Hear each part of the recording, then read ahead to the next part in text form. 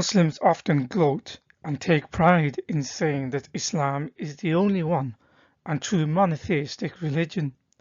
Here is an example of one such video that propagates this idea. The link to it is below. The title reads, Islam is the only purely monotheistic religion on the planet.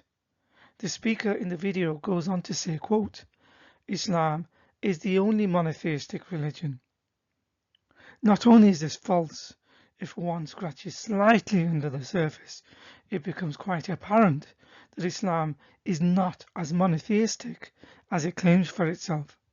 More detail is covered in the book, Islam, the Honest Truth, but for the purpose of this video, here are some examples.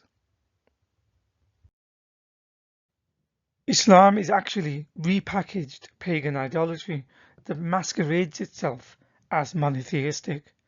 This is because it took extensively from pre-Islamic pagans. For example, their black stone veneration has been continued by Islam. So has many of their Hajj pilgrimage rituals, which was even questioned by early Muslims who did not feel comfortable with it. So Quran 2:158 was revealed to say it is permissible to continue the pagan rituals. And in this video, it will be shown how Islam took from the Sabians, who were pagans. The significance of the Sabians to Islam should not be underestimated. The Quran mentions the Sabians a number of times.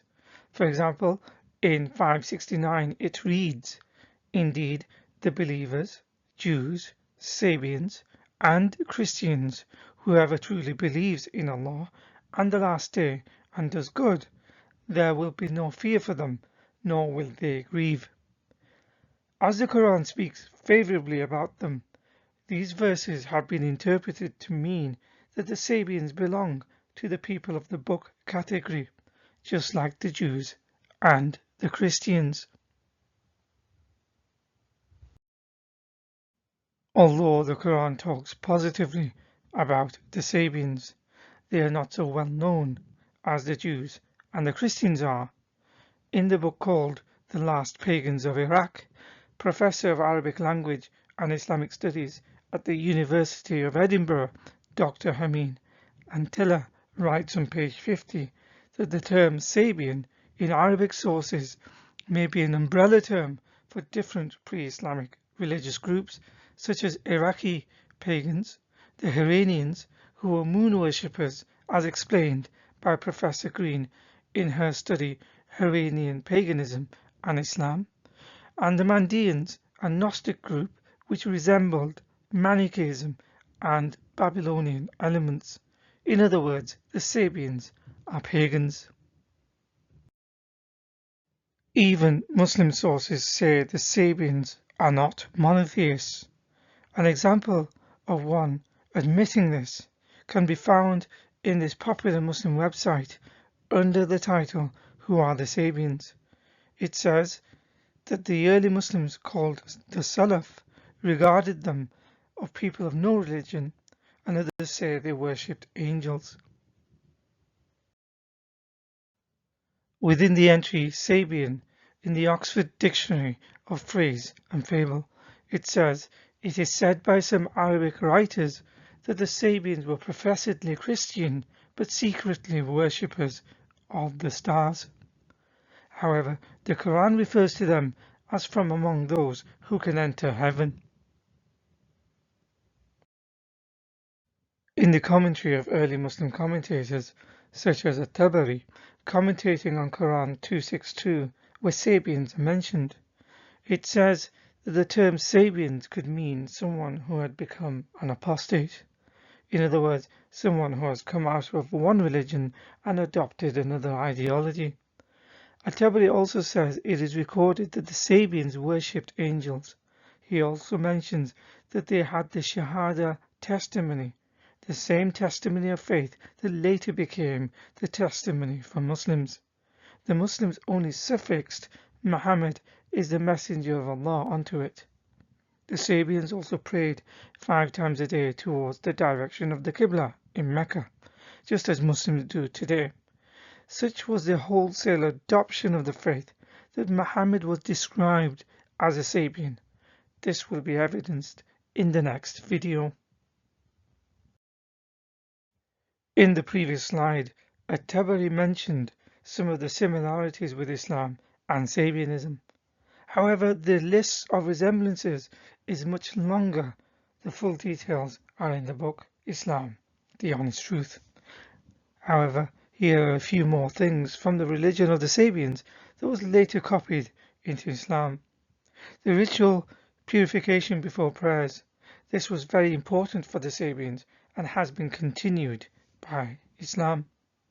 It is strikingly similar to Islamic ablutions, from the manner of sitting, their face and arms washing.